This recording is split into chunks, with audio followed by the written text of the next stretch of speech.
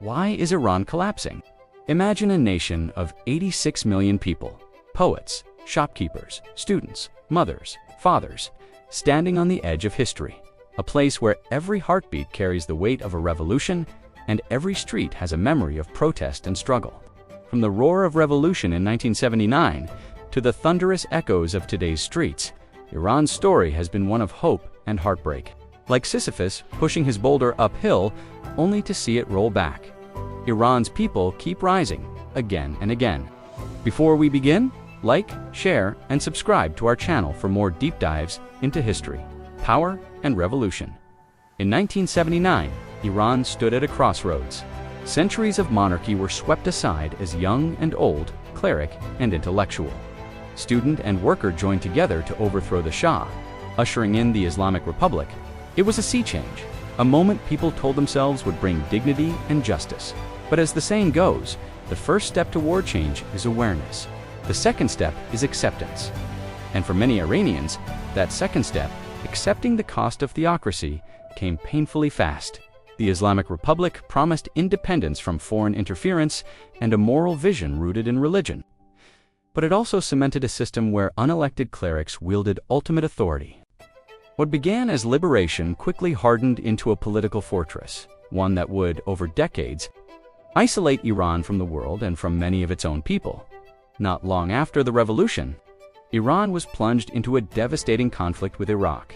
From 1980 to 1988, a generation of young Iranians were sent to fight in trenches and deserts, fueling a war that cost hundreds of thousands of lives and left deep psychological and economic scars.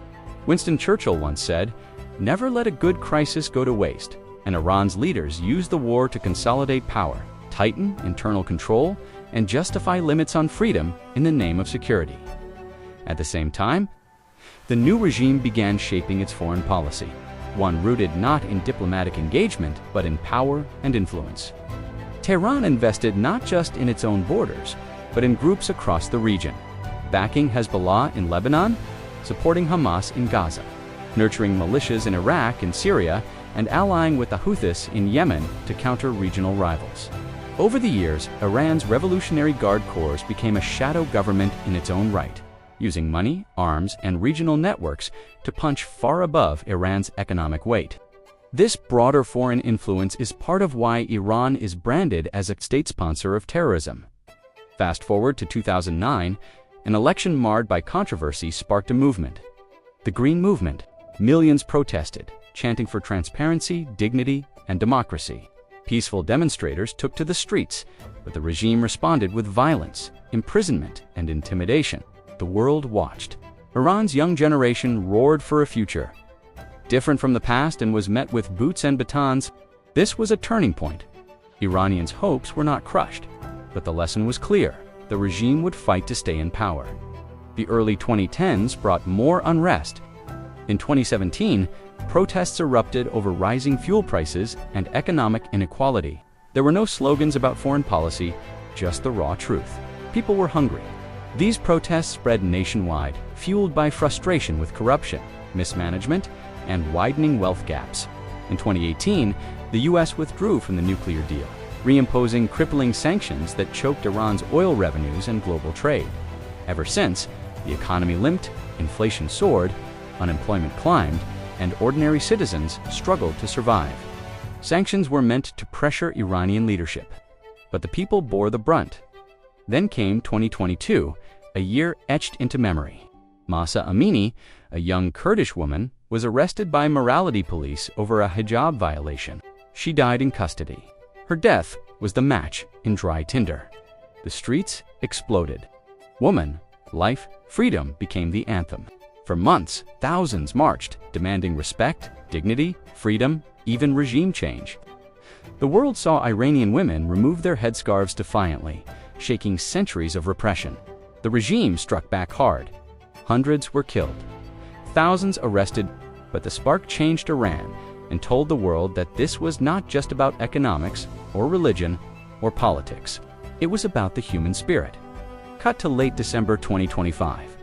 Once again, Iran's people have reached a breaking point, but this time it's the economy that ignited the powder keg. The Iranian rial plunged to record lows. prices skyrocketed. Basic life became unbearable. Across Tehran, Isfahan, Shiraz, and more, shopkeepers, students, families poured into the streets. Initially economic, the anger rapidly spilled into political frustration. Some chanted slogans calling for an end to clerical rule. What makes these protests different? This is not one city, not one cause. It is the rupture of hope itself. Iran's troubles aren't just internal. The war with Israel in June 2025, including airstrikes on Iranian territory, shook even the regime's pillars of strength.